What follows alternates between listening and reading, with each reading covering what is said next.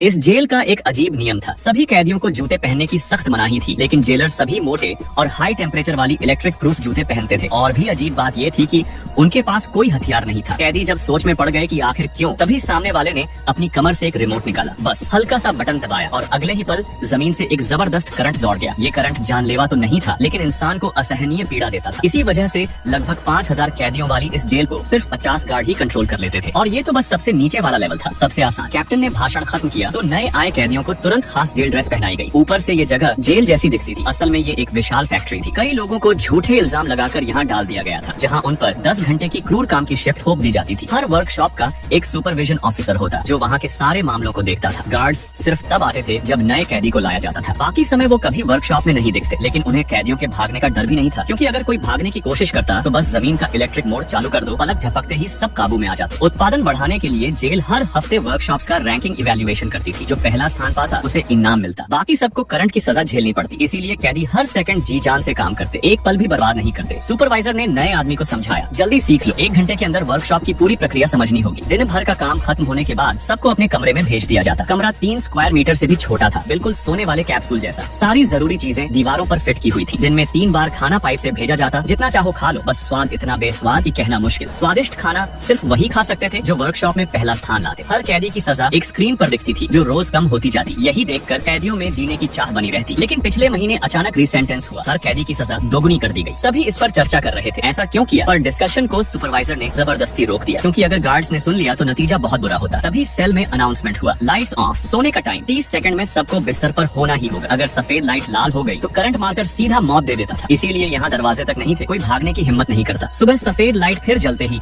सारे कैदी वर्कशॉप पहुँच जाते। ये जेल कुल 7 लेवल में बनी थी, समंदर के ऊपर। ऐसी जेलें कई और भी थी, हर लेवल पूरी तरह अलग थलग था। अगर कैदी दूसरे लेवल से बात करना चाहते तो उन्हें साइन लैंग्वेज का सहारा लेना पड़ता। नया आया आदमी समझ नहीं पा रहा था कि वो क्या कह रहे हैं, इसलिए मजबूर होकर लगातार काम ही करता रहा। धीरे धीरे उसने भी प्रोडक्शन प्रोसेस सीख लिया। सुपरवाइजर लगातार सबको दबाव डाल रहा था, इस बार हम पहला स्थान ला सकते हैं। बस इवैल्यूएशन में एक दिन बाकी था कि अचानक अनहोनी हो गई। एक कैदी ने जुल्म भरी जिंदगी से तंग आकर आत्महत्या कर लेना। किसी को उसकी मौत से फर्क नहीं पड़ा, सब बस इस बात की चिंता कर रहे थे कि अब एक आदमी कम हो गया, इससे प्रोडक्शन स्लो हो जाएगा, पहला स्थान मिलना मुश्किल होगा, मतलब करंट की सजा। क्योंकि टेबल 3 अभी चौथे स्थान पर गिर चुका था, इसलिए सब फिर से पागलों की तरह काम में लग गए। लेकिन वो आदमी, नया कैदी, चुप नहीं बैठा। शुरू से ही उसने भागने का रास्ता ढूंढना शुरू कर दिया। हर बार टॉयलेट जाते समय वो पाइप को आरी से काटने की कोशिश करता। लेकिन कुछ ही देर बाद अनाउंसमेंट हो गया, नए कैदी आए हैं। वो तुरंत सब ठीक करके वर्कशॉप लौट गया। गार्ड्स ने नए कैदी लाकर उसे एक बड़ी गलती दिखा दी। उसने गौर किया कि गार्ड्स जब प्लेटफॉर्म से आते हैं तो उन्होंने इलेक्ट्रिक प्रूफ जूते नहीं पहने होते, फिर भी करंट का असर नहीं होता, मतलब वो प्लेटफॉर्म बिजली से जुड़ा ही नहीं है। यही उसे प्लान समझ आया, गार्ड को प्लेटफॉर्म पर ही खत्म कर दो और उसका हथियार छीन लो। लेकिन टाइम सही नहीं था, उसे सबको मिलाकर एक साथ भागना होगा। नए कैदियों के आने से काम की स्पीड बढ़ गई। आखिरकार सबने मिलकर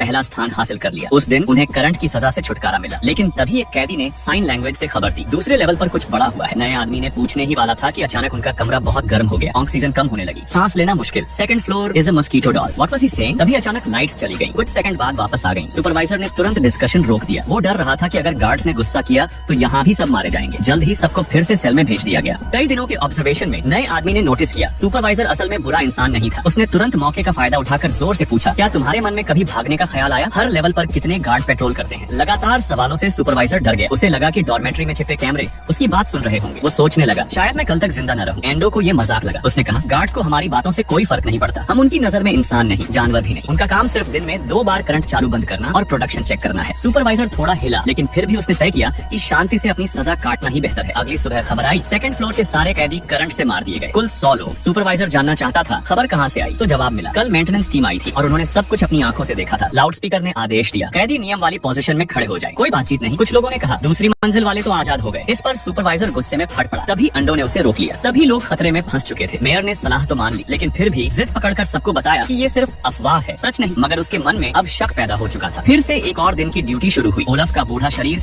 अब साथ नहीं दे रहा था। निर्धारित पोजीशन में खड़े होते ही वह लगभग बेहोश हो गया। लोगों ने उसे संभाला, लेकिन पूरे शिफ्ट के दौरान वह ठीक नहीं हो पाया। मेयर यह देखकर बहुत चिंतित हो गया। तभी ओलफ ने उसकी बहुत मदद की थी, इसलिए उसने तुरंत डॉक्टर को बुलाने का आदेश दिया और ओलफ को हिम्मत बंधाई कि बस थोड़ा और सह लो, अब तो सिर्फ 40 शिफ्ट्स बची हैं और फिर वह रिहा हो जाएगा। गार्ड डॉक्टर को लेकर आया। पैसे बचाने के लिए यहाँ डॉक्टर भी एक कैदी ही था। मेयर और डॉक्टर पुराने दोस्त थे। आखिरकार वे डॉर्मेट्री पहुंचे। उम्मीद थी कि वह कुछ कर पाएगा। ओलफ ने 14 साल की सजा काट ली थी, अब बस 40 शिफ्ट बाकी थे और वह आजाद हो जाता। लेकिन अब बहुत देर हो चुकी थी। ओलफ को बड़ा स्ट्रोक पड़ा था, डॉक्टर भी उसे नहीं बचा सका। अपने गुरु जैसे इंसान को देखते हुए मेयर बहुत दुखी हुआ। उसने एक इंजेक्शन निकाला जो शांति से मौत दिला देता था, क्योंकि फ्रूट कैरियर रास्ते में ही था। डॉक्टर को नहीं लगा कि बूढ़े की मौत दुखद है, कम से कम उसे शांति मिली। उसने कहा 1 हफ्ते बाद बाकी लोग इसी मौत की दुआ करेंगे। एंडोर यह बात नहीं समझा और डॉक्टर से पूछा कि आखिर दूसरी लेवल पर हुआ क्या था। डॉक्टर ने चेतावनी दी कि जो नहीं पूछना चाहिए मत पूछो। इंजेक्शन लगने के बाद ओलफ ने जेल में ही अपनी जिंदगी खत्म कर दी। मेयर अब चुप नहीं रहा, उसने भी पूछ लिया कि असल में दूसरी लेवल पर क्या हुआ। डॉक्टर ने फ्रूट कैरियर को जल्दी करने को कहा और गार्ड्स को बाहर भेज दिया। असल में जेल से गलती हुई थी। एक आदमी को जो चौथी लेवल से रिहा किया गया था, अगले ही दिन उसे दूसरी लेवल पर काम के लिए भेज दिया गया। जब ये खबर फैली तो गार्ड्स ने पूरी दूसरी लेवल के सभी कैदियों को बिजली से मार डाला। इसका मतलब साफ था, असल में कोई रिहाई नहीं थी। जिन्हें रिहा किया जाता उन्हें बस दूसरी जेल भेज दिया जाता था, जब तक कि वे किसी फैक्ट्री लाइन में ही मर न जाएं। फ्रूट कैरियर दरवाजे तक पहुंच चुका था। बातचीत यहीं खत्म करनी पड़ी। वापसी में एंडोर ने फिर पूछा हर लेवल पर कितने गार्ड्स होते हैं। मेयर ने सच बता दिया, 5 से भी कम। यानी उसके मन में भी विद्रोह की चिंगारी थी। एंडोर ने सुझाव दिया कि कल ही कार्रवाई करनी होगी। उस समय गार्ड्स नए कैदी लाएंगे जो ओलाफ की जगह लेंगे। मेयर ने उसे पागल कहा, मगर यही एक मौका था। गार्ड्स ने 100 लोगों को मार डाला था, सोचकर कि खबर दब जाएगी, लेकिन खबर छुप नहीं सकती। जब 5000 कैदियों को पता चल जाएगा कि वे कभी रिहा नहीं होंगे तो गार्ड्स को असली विद्रोह का डर होगा। फिर एम्पायर और ज्यादा सैनिक भेजेगा। डॉर्मेट्री लौटकर सबने ओलफ की मौत का कारण पूछा। मेयर की मानसिक दीवार टूट गई। लोगों के दबाव में उसने सच उगल दिया। वह चिल्लाया, कोई भी यहाँ से जिंदा बाहर नहीं जाएगा। दूसरी लेवल के लोगों की मौत की अफवाह सच थी। जिन्हें रिहाई मिलती है वे या तो यहीं मरते हैं या अगली जेल। अगले दिन शिफ्ट का समय आ गया। मेयर ने सोच विचार के बाद ठान लिया, अब अगर जिंदा बचना है तो विद्रोह ही रास्ता है। सबने ऐसे दिखाया जैसे सामान्य दिन है। गार्ड्स नए कैदी ला रहे थे। योजना के मुताबिक सबने तय किया, आज चाहे कुछ भी हो निकलना ही है। उन्होंने लोहे की रॉड निकालकर लिफ्ट रोकने की तैयारी की। बाथरूम में जाकर पाइप काटे